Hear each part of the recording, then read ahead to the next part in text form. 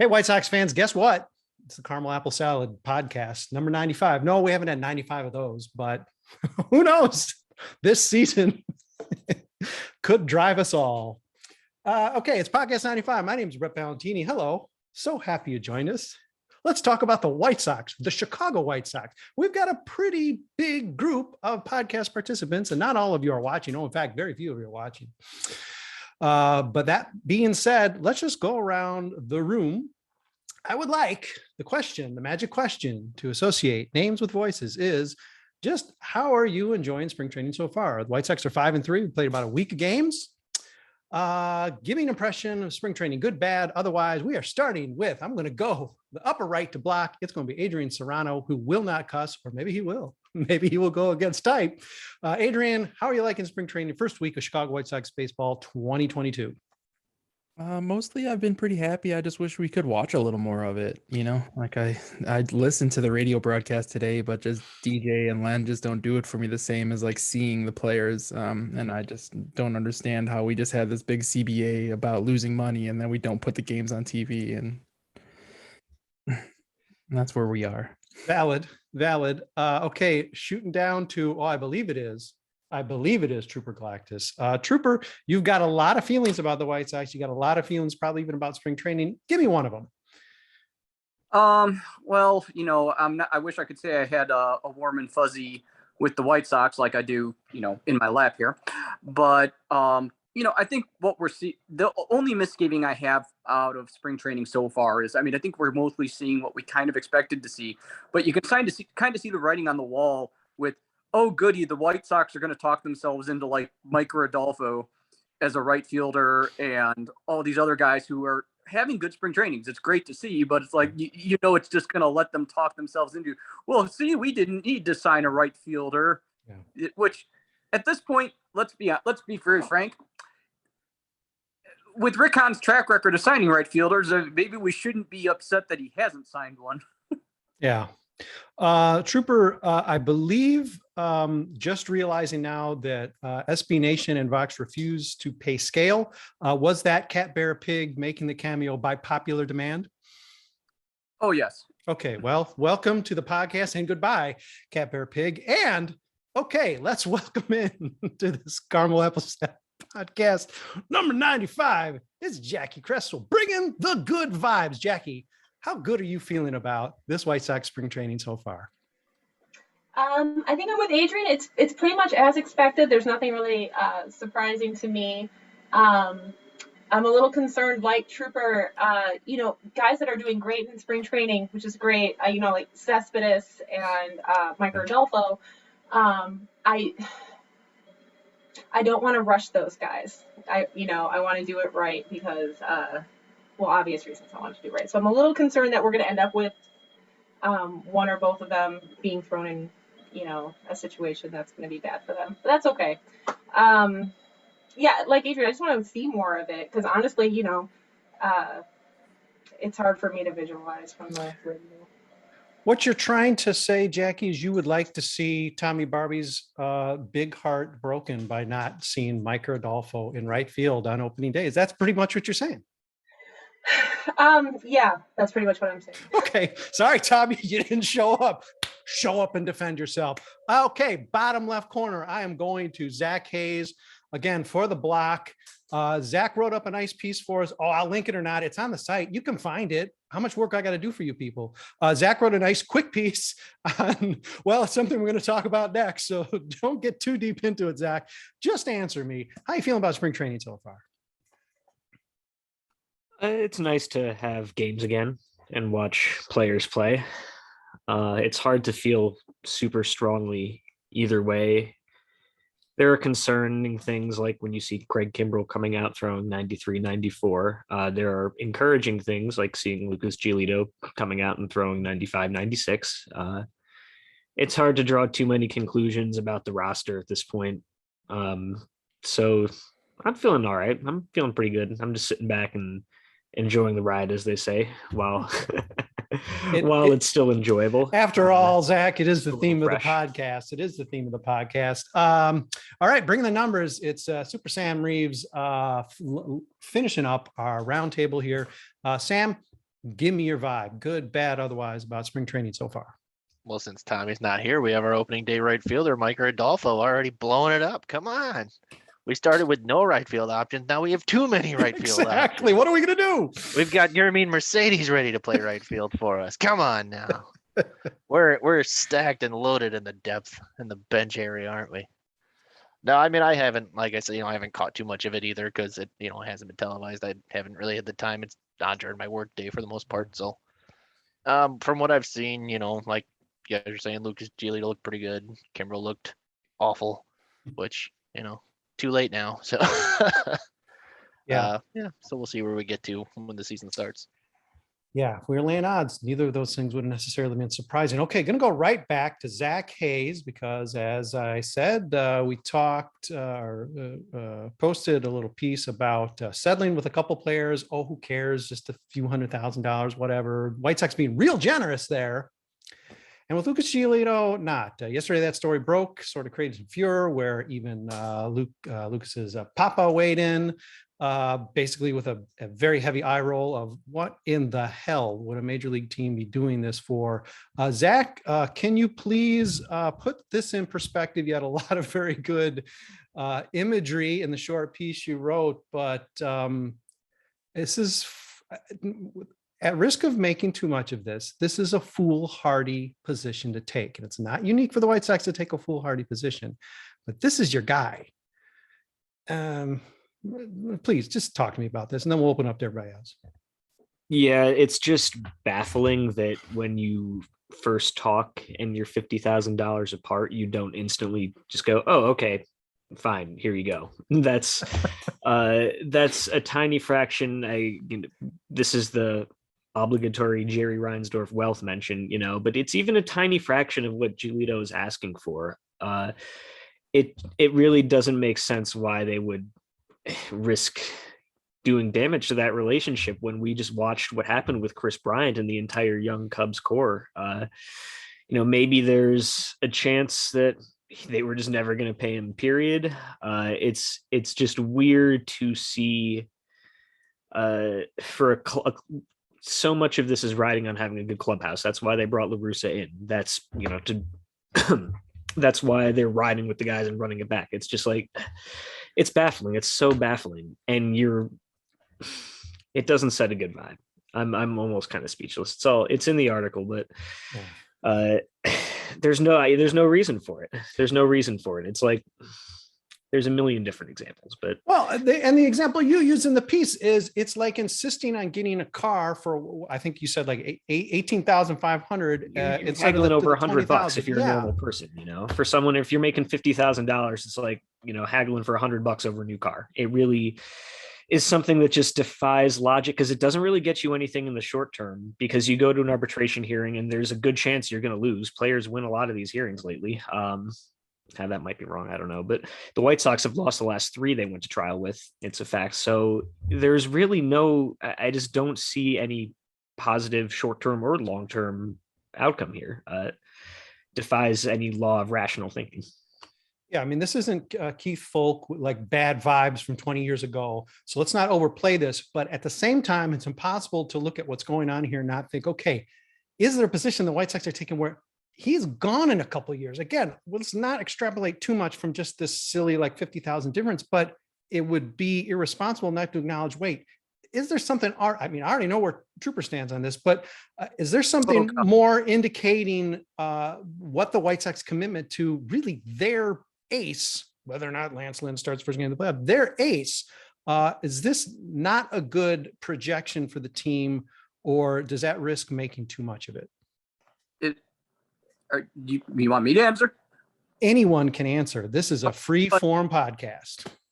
Because, okay, Brett, first off, Lucas Giolito settled last season for something. I think he was projected to get like almost $5 million in arbitration, and he settled at like 4.1. It was shocking to me. Yeah, it was.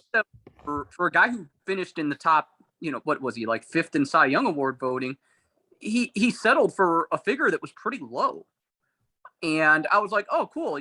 Then things must be pretty good between Lucas and the team, and there's no waves being caused. And now to watch them haggle over such a paltry amount for a guy who, took less money to really, just not make it contentious last year. And for him to come out publicly, because Rick Hahn just kind of dodged the question. He was like, I'm not going to talk about figures. Well, Lucas did, and he wasn't afraid to do it. Yeah. And this feels, and again, you and me, we love our conspiracy theories, right? This feels retaliatory because Lucas is the player representative in the union. And this just feels retaliatory. It's like, oh, well, even though you've rendered excellent service to our team and you've been a positive contributor both on and off the field, and a lot of the success of our team is based around how good you've been because you're representing the union and because we just took more biblical losses, we're going to stick it. Yeah. It's like we're talking about less than 1% of what he's asked, like what he wants is like less than is basically taking the White Sox offer and adding like 0.75% to it. It's nothing.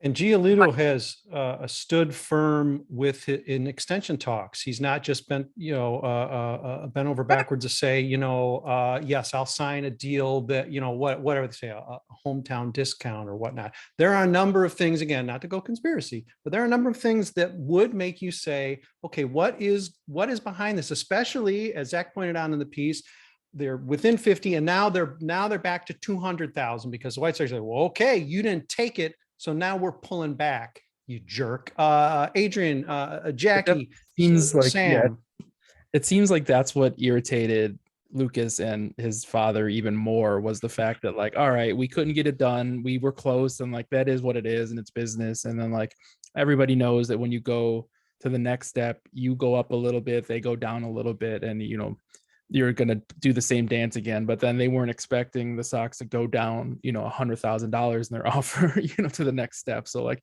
they felt, I think that was even more of a slap in the face. And I know I've mentioned it in the past in a piece, like, yeah, it's very much apparent that Lucas is this, the rep for the Players Association for the White Sox. And he definitely has a little bit of privilege, to take the stances he does. Like not everybody can make these kind of stands because Lucas comes from, a little bit of money. His grandfather's an actor. His mother was an actress, that high school that they went to was not cheap. His friend in St. Louis is also taking a similar type of stand, in his contract situations, being a little more outspoken than you see some of these guys be. But it's just a different place they come from, and they really fight for the next guy to get his contract, not so much, right this second. Like Lucas knows that he's going to be fine regardless, and he's going to get paid in some way, but it's a respect thing. And the fact that you got the guy that opened your season last year and might open your season this year, and you're not doing whatever you can just to show him that you're trying to make it work for now, I don't understand it.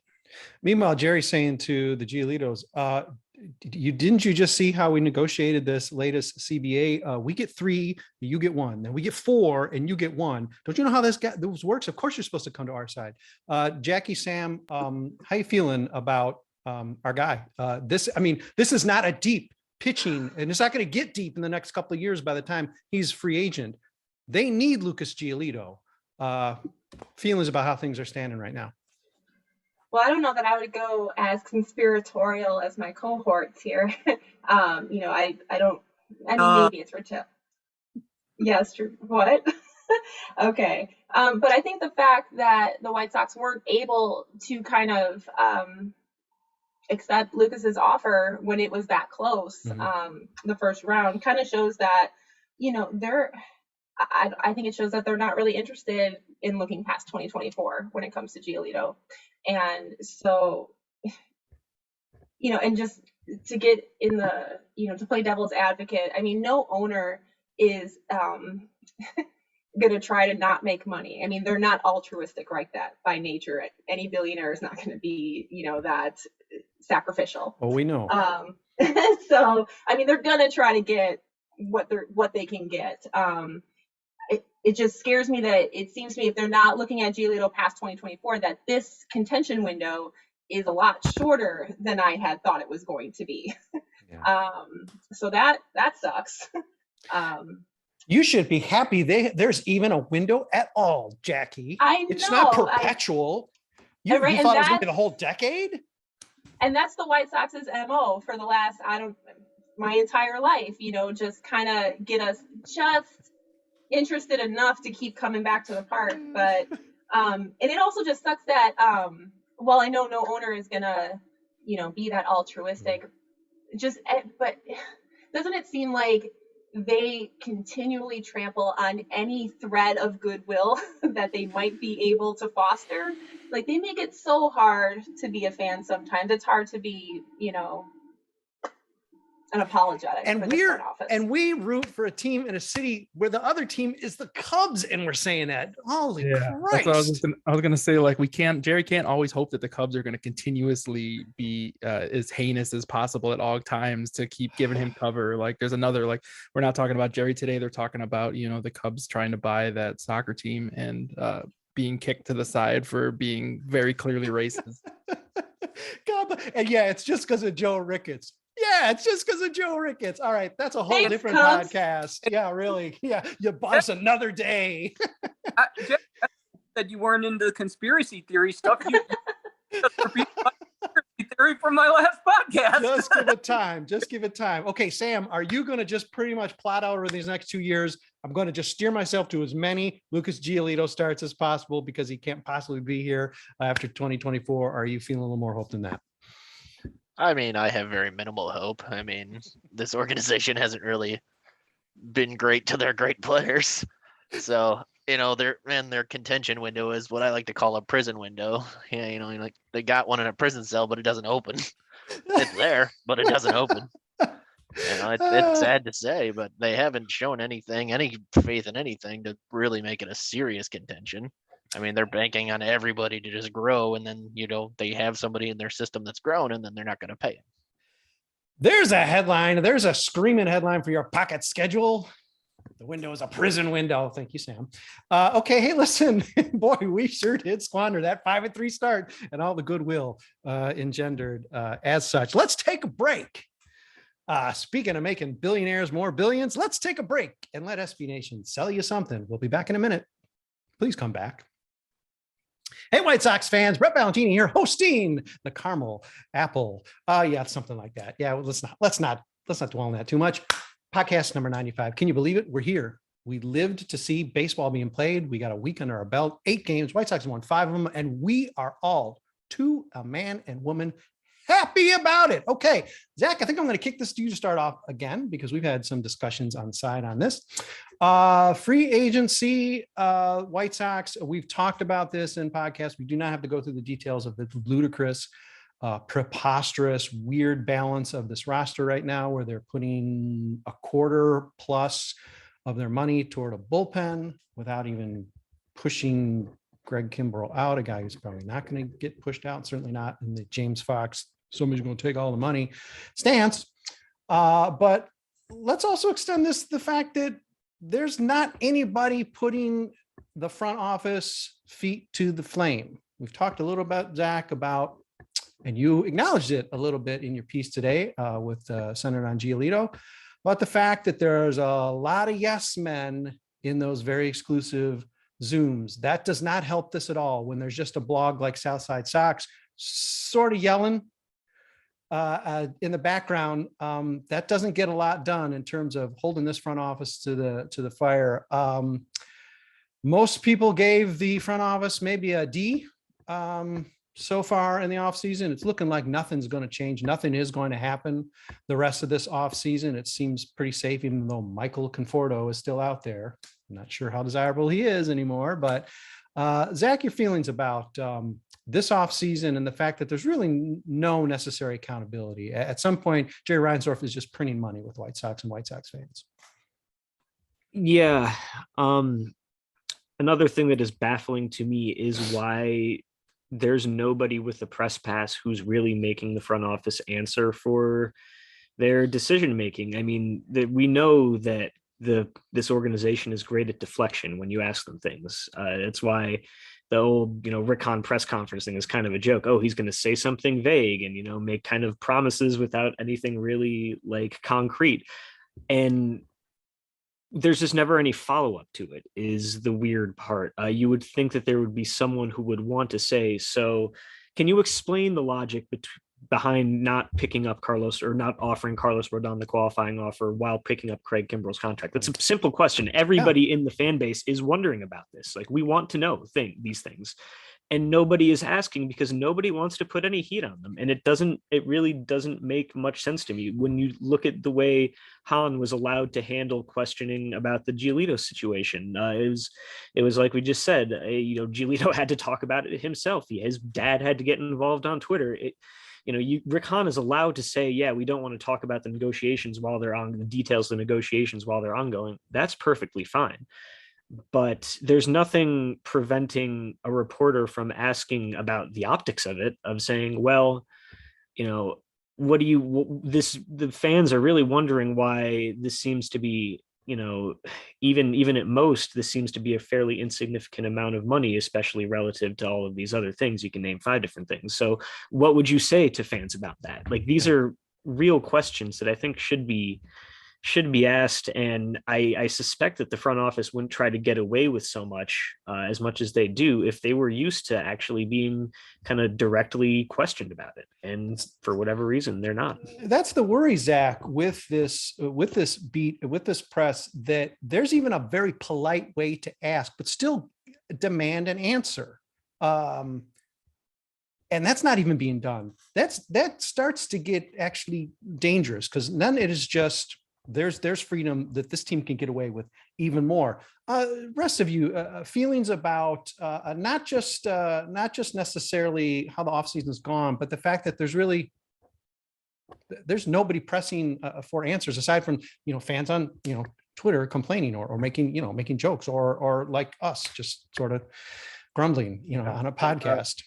Rick Hahn has proven many times over the last couple of weeks in his comments about Craig Kimbrell that he can talk about as much as he wants to. Like, he's been very open and honest about Craig Kimbrell and the fact that they're trying to trade him. Like, he's not worried about how that's affecting the team, right? Like, they could talk about whatever they want to. They just get a pass to not have to unless they're pressed. And like, they just don't have anybody. They've perfectly curated the situation where everybody in there is like just happy to be there and eating the hot dogs and on. Could this actually, I mean, when it comes to Rick Hahn, I talked to you last time we spoke about how Rick Hahn's problem is messaging, and he continues to do it. Like, he's in a position now where, as far as he's concerned, the fact that the last few Sox Fests have been canceled works out perfectly for him, because he doesn't have to face the fans. When they initiated the rebuild and Hahn was out there in front of fans, and it's like, well, hey, cool, there's people upset you didn't win, but there's excitement that, hey, we're taking a bold new direction, and this is where we're going to go, and these are the heights we're going to get to, and you set all these fan expectations. We're going to be signing 9-figure deals. We're going to be bringing in all sorts of talent. We've got this excellent farm system, and now that he actually has to answer for that, the only people he's answering, and they've made it so that the only people he answers to are sycophant reporters who are more concerned about maintaining their press access than actually asking him a difficult question about the utterly indefensible moves he's making in a make or break year. And and we live in a world where Ken Rosenthal got fired from MLB for making the most mild criticism of Rob Manfred, and we've seen Ken since then be like, oh, you thought that exactly, but I gotta say it now. Like, with all those guys, that if they didn't have to kiss their butts of the Chicago White Sox to get just the most basic press access, if they were able to write whatever they wanted without fear of repercussions from the team, they would be excoriating the offseason that Rick Hahn has had, because every move can be defended. And that's the other part, is that if you ask him a question about signing Joe Kelly, you can sort of defend signing Joe Kelly. If you ask him a question about picking up Kimbrell's option, to an extent, even that can be defended. Even not extending Carlos Rodon a qualifying offer in a certain context can make sense. But when you look at every one of these things together, they become less and less defensible when you put them all together. It's like, okay, now that doesn't make sense. And now this doesn't make sense. And it's just this cascade effect of, well, what started out as an okay decision is now bad. And now nothing makes sense. Yeah, and this isn't exclusive to a media dynamic. I mean, we all encounter this in our lives. It's just simply sometimes just asking the question. You don't know what you're going to hear, but you ask the question and somebody is forced to answer. In the waning time that we had Zoom access when we were with Sports Illustrated, I guess is when it still was, just asking the question of Rick Hahn, what changed? Why are you actually going outside the organization to look for manager? As it turns out, they weren't, but at the time he thought he was. And there was a pause there that just was like, he did not even expect as innocuous a question as that. And that's a nothing question, but it forces you to answer. The wheels start spinning, and maybe you end up getting something that you didn't expect to get. Maybe the person says something they didn't expect to say. It's not even necessarily gotcha, but you get a little insight, which ends up benefiting the fan base. It's not hard, Brett. You can just look at what Rick Hahn said, 4 months ago, like back in November, when the offseason kicks off and there's all sorts of expectations on this season. Like, this is it. We're here. There's no more rebuild. We're there. And what does Rick Hahn say his offseason needs are for this team? It's exactly what everybody knows they are. We need a right fielder. We need probably another good starting pitcher to replace Carlos Rodon if he doesn't come back. And we need a second baseman, and maybe a backup. Like, these are the things Rick Hahn said, and none of those things happened. Mm-hmm. Instead, we get a cascade of relievers and we feel comfortable everywhere else that I said a few months ago were areas of obvious need. So, it's not like we're asking gotcha questions. And Rick Hahn loves to bitch and moan like a little fucking baby about how, the fans are just like to turn back my words. It's not like we're taking you out of context, you shithead. All right? It's not like we're turning back a way back when clock here. Like, you literally just fucking said it, and you can't even stick to it. So you know what? You want to just sit there and you're like Catbearpig. You want to just sit there and lick your butthole all like you just fucking accomplished something. Trooper's having his Reggie's moment. Hey, Rick Hahn, come back. I'm shout out to AnoHito.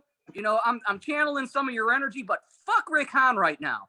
He can kiss my ass because he doesn't even do the thing he says he's gonna do, and expects like a few months later, like we're all fucking rubes and we all forgot. Crystal O'Keefe. Ben will literally go on a podcast. Okay, let's wind this up with a transition, and we're gonna finish up with Trooper because he wrote the article. But I want to know how everybody's feeling about, and I have a sense at least of where Zach feels on this. The competition. Minnesota took obviously a step forward with getting Carlos Correa, and you have whatever opinions about getting Carlos Correa on your team, but certainly improves them. Whether or not he has signaling from the dugout or in his earpiece or whatever. But they have closed the gap with the White Sox. They're not there yet, I don't think. But how is everyone feeling about the competition in the Central? It's a foregone conclusion. The White Sox, for the first time in their history, are going to win back-to-back division titles and go to the playoffs 3 times in a row. I'm going to start with Sam Reeves and get an idea about how you're feeling in terms of how easy this 2022 is going to be. Where you're standing right now, what you know right now, how you feeling about competition for 2022? Health is going to be the key. If things like last year happen, it's not going to be that easy. It is not going to be that easy. Yeah. I'm actually not low on the Twins. I think they've actually did enough to put a little heat on the White Sox. The Tigers are going to be up and coming pretty quick here too. So I think, the Guardians will take a step back and maybe, a little bit. And then the Royals, depends on if Bobby Witt decides to tear up the league in his, rookie year here. It's not going to be a wide open division like it was last year, not in my opinion anyway. Good vibes. You got some good vibes about 2022 and doubling up on a division title, or you think it's going to be? We know it's going to be harder. It's going to be much harder, or do we still think it's going to be a relatively easy path for the White Sox? Well, I do feel like we are the favorites here for the division, but every other divisional team has improved themselves this offseason. So it's not going to be as easy as last year. It's not, I see those top 4 teams. I'm so sorry, Kansas City, you're not one of the top 4 teams. Maybe by the end of the season, not being like all 4 of them not being separated by very many games. Yeah. So I think we got it. It will be harder, which is just great because White Sox Twitter is going to handle that fantastically. But I think we got it. Yeah. Adrian, how are you seeing what's laid out in front of us, knowing that the division is going to get tighter? Winning by 6 games really isn't that much different than winning by 10. In fact, it isn't different at all. The way the playoffs are set up now, it may have ramifications, but in terms of just clinching, doesn't really matter. But you're looking at it as easy as it was in 2021. I mean, the fact that the Cleveland Guardians have spent $900,000 in free agent and they're probably still going to like be around because their pitching is so good. Like, I don't think anybody is as good as the White Sox. They have nothing to worry about this year, which is why I'm even more infuriated that they didn't just go all in on this year. And, if you're going to have a year where you go over the, the tax, this is the year to do it, especially if you're planning on possibly not signing Lucas Giolito. And hoping stuff comes behind him. Like every year you give a team like Detroit and Casey Mize and, all those guys to develop, like they're going to be that much better. Like, even I don't think Kansas City is going to be just a team you walk over, like I think they have some really good young players that are going to develop quickly. And like you saw it with the Sox young players, like a year makes a huge difference. And this division this year may still look like a joke, but next year already, like, it could be a completely different situation. Yeah. Zach, you were issuing warnings about the Minnesota Twins before they signed Carlos Correa. I'm guessing you are seeing Twins as perhaps nearly White Sox equal at this point. I don't know if I would say go that far. I think the White Sox are the only team in the division that could have a lot of things go wrong and still win the division. Mm-hmm. You can construct scenarios in which the Tigers' young pitchers all break out at once and win the division, or where the Twins, Byron Buxton stays healthy, Correa stays healthy, Sano remembers how to make contact, and some pitching things go right, and maybe they make a run at it. A lot of the other teams in the division need to have everything go right. That being said, that doesn't mean it's going to be easy or not frustrating, or that it's going to be in any way indicative of how far they're going to go in October. I think if there's anything that's going to take people by surprise, the Twins pitching is not as bad as it looks. And it wouldn't surprise me if there is a scenario late in the season where they're still tracking towards like 91, 92, 93, 94 wins. And maybe the Twins, they're not the 95 win team they were 2 years ago, but could be closer. I could see it being closer than 6 games this year. And that's not going to be comfortable if that comes to fruition. Trooper, we've read your piece, so we know where you stand, but you've got about a minute. You're still feeling despite 10 minutes ago, you're still feeling, optimistic about the White Sox chance, and they are still the clear division favorite. Yeah, I mean, it's just astonishing to me that the White Sox are the team that they didn't need to do much of anything to still be the favorites, but every other team in the division, except maybe Indians, did more to improve their teams and shore up weaknesses than the White Sox this offseason. And I think the Twins are the most immediate threat to them in the division, just based on the known quantities they have and their ability to go out and still make improvements to their team. They have a pretty strong farm system to deal from, and they're showing a relative willingness to spend some money on their team. But I think people really can't sleep on the Detroit Tigers, and I liken the Tigers right now to what the White Sox were in 2019. If the White Sox had actually spent money in 2019, like they've got a roster that is absolutely loaded with a lot of high upside talent that's just now starting to really establish itself in the league. They got an outstanding set of young pitchers. They've got a few position players that are excellent. They're at that point where Miguel Cabrera's contract is kind of starting to get phased out. And I think I can't see them if they're really going for it. They might just cut Miguel Cabrera out entirely, because at this point he helps them really, unfortunately, for because the guy's had a great career, and they're the team that, like, if their prospects all break out, like, they've already done something to fortify those prospects. It's not like the White Sox in 2019 where they had a lot of breakouts from the young talent like Yoan Moncada and Lucas Giolito, and they didn't do anything with it. Yeah. And it was just like a total, you just wasted these nice cheap years of all these elite talents because you put nothing around them. Now, would that White Sox team have like won 90 plus games and gone to the playoffs? Not necessarily, but they would have been springboarding into 2020 from like probably an above 500 season. And I see that for the Tigers this year. Last season, the Tigers had a much worse team, and every single month except I think after April, they were like 500. They just had an awful April. Yeah. But that was the entire rest of the way. So you're looking at some stiff competition if they're returning that same level of competitiveness in addition to actually adding, Eduardo Rodriguez and Javier Baez to that mix. Like they've added top end talent, or at least, relatively top end talent. Eduardo Rodriguez might not be, everybody